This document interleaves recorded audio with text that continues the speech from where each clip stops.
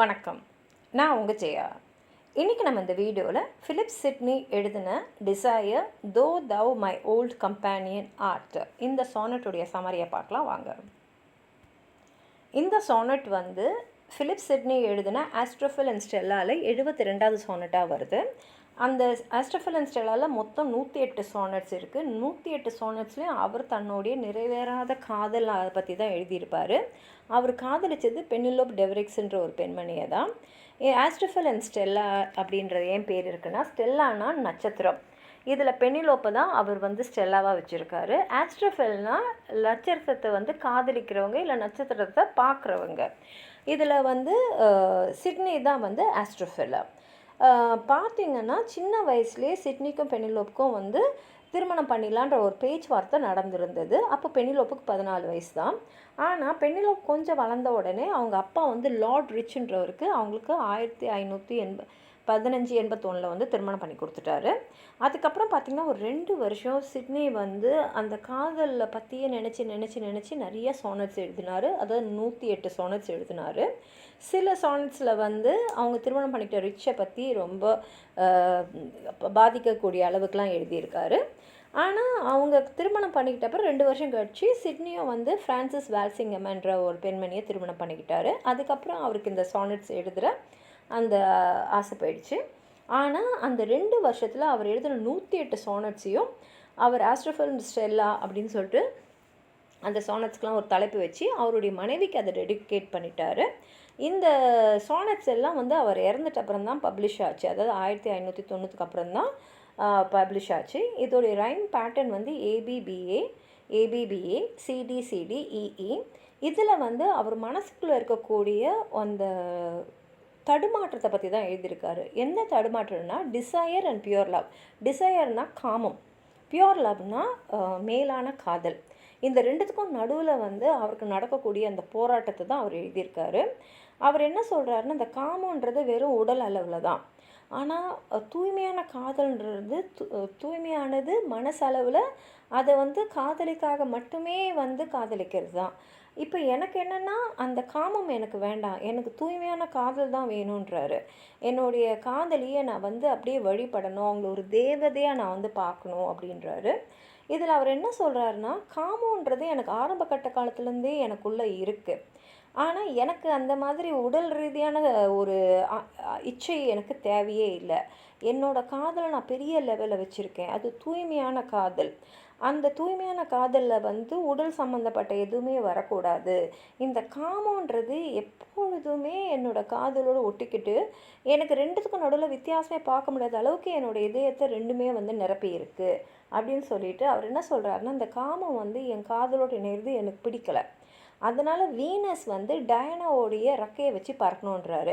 Venus யாருன்னா, அவங்க வந்து காதலோடைய தெய்வம். டயனா வந்து இந்த சாஸ்டிட்டி வெர்ஜினிட்டின்னு பவித்திரம், அந்த பவித்திரத்தோட தெய்வம். அதனால் அவர் என்ன சொல்கிறாருன்னா, எனக்கு காதல் தெய்வம் வந்து பவித்திரமான டயனாவோட விங்ஸை வச்சு பறக்கணும். அதே மாதிரி கியூபிட் வந்து காதலோடைய அந்த கடவுள். அவர் என்ன சொல்கிறாருன்னா, நம்மளுக்கு வந்து மன்மதன்றோம்ல, அந்த மாதிரி அவருடைய அம்பில் வந்து வேர்ச்சியூ பவித்திரம் இருக்கணும். என்னோடய காதல் வந்து தூய்மையாக இருக்கணும், உன்னதமாக இருக்கணும், மேலானதாக இருக்கணும். அப்படிப்பட்ட காதல் தான் எனக்கு வேணும். எனக்கு வந்து இந்த கீழ்த்தரமான காமன் வேண்டாம் அப்படி சொல்லிட்டு, என்னுடைய புனிதமான காதல் எப்படி இருக்கணும்னா, என்னோடய காதலிக்கு நான் எல்லா சேவையும் செய்யணும், அவங்கள வந்து ரொம்ப மதிப்பாக வச்சுருக்கணும், அவங்கள பார்க்கும் போதே அந்த சந்தோஷம் வந்து என்னோடய முகத்தில் தெரியணும். நான் தப்பி தவறி கூட அவங்கள வந்து சங்கடப்படுத்திடவோ இல்லை காயப்படுத்தவோ கூடாது. அவங்களுக்கு ஏற்ற தகுதியுடையவனா நான் என்னை மாற்றிக்கணும். என்னுடைய அன்பு வந்து என் மனசுலேருந்து என் கண் வழியாக தெரியணும். நான் உங்ககிட்ட உண்மையாக இருக்கணும், எப்போதுமே காதலில் இருக்கணும். என்னுடைய காதலை வந்து ஒரு டிவைன் பெண்மணி, ஒரு தேவதை, அவங்க வந்து எனக்குள்ளே வந்து ஒரு மேலான காதலை தான் கொண்டு வரணும். அவங்கக்கிட்ட வந்து நான் தூய்மையான காதலை தவிர வேறு எதுவுமே வந்து வச்சுருக்கக்கூடாது. அதுவும் வந்து இந்த கீழ்த்தரமான காமம் வந்து அதில் வரவே கூடாது. ஆனால் என்னுடைய காதல் வந்து இந்த காமமும் கலந்து தான் இருக்குது. அதை எப்படி வந்து கொன்று வெளியில் தள்ளுறதுன்னு எனக்கு தெரியலை.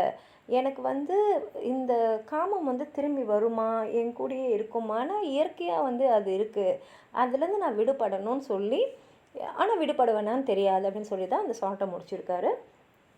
வாங்க சானட்டை படித்து பார்க்கலாம்.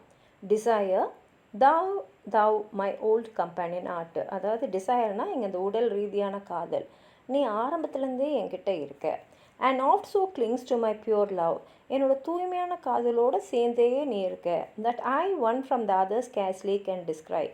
என்னால் வந்து உங்கள் 2 பேரையும் பிரித்து பார்க்கவே முடியல. அதாவது தூய்மையான காதலையும் காமத்தையும் என்னால் பிரித்து பார்க்கவே முடியல.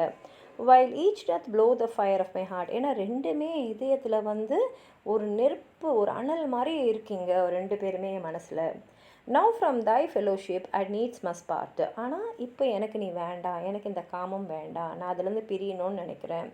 Venus is taught with Diana's wings to fly. எனக்கு வீனஸ் வந்து டயனாவுடைய ரெக்கையை போட்டுக்கிட்டு பறக்கணும்னு ஆசையாக இருக்குது. அதில் பறக்கணும், ஆனால் அது தூய்மையான காதலாக இருக்கணும்.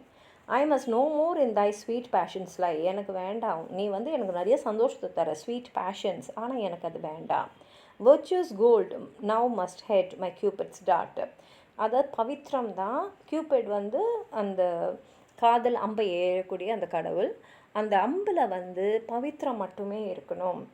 service and honor wonder with delight fear to offend will worthy to appear. அதாவது நான் என்னோடய காதலிக்கு சேவை செய்யணும், அவங்கள உன்னதமான ஒரு நிலைமையில் வச்சுருக்கணும், அவங்கள பார்க்கும் போதே எனக்கு அவ்வளோ சந்தோஷமாக இருக்கணும், அவங்கள வந்து எந்த வித கஷ்டத்துக்கும் உள்ளாக்கக்கூடாதுன்ற பயம் எனக்குள்ளே இருக்கணும், அவங்களுக்கு தகுதியானவனா நான் வந்து தெரியணும். Care shining in mine eyes faith in my spirit. என் கண்ணிலேயே என்னுடைய அன்பு தெரியணும், என் மனசுக்குள்ளே முழுசாக அவங்க மேலே வந்து ஒரு நல்ல மதிப்போடு இருக்கணும். these things are left me by my only dear. இது எல்லாமே என்னுடைய ஒரே அன்பான என் காதலிக்கு தான்.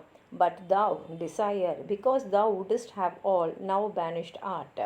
ஆனால் நீ டிசையர், நீ வந்து என்னுள்ளே இருக்கிறதுனால நான் உன்னை முழுக்க வந்து புறக்கணிக்க நினைக்கிறேன். But yet alas how shall. ஆனால் எப்படி உன்னை என்கிட்டருந்து விளக்குறதுன்னு தான் எனக்கு தெரியலைன்னு சொல்லி இந்த சானட்டை வந்து அவர் முடிச்சிருக்காரு. உங்களுக்கு ஏதாவது சொல்லணும்னு நினச்சிங்கன்னா கீழே இருக்கிற கமெண்ட் பாக்ஸில் எழுதுங்க.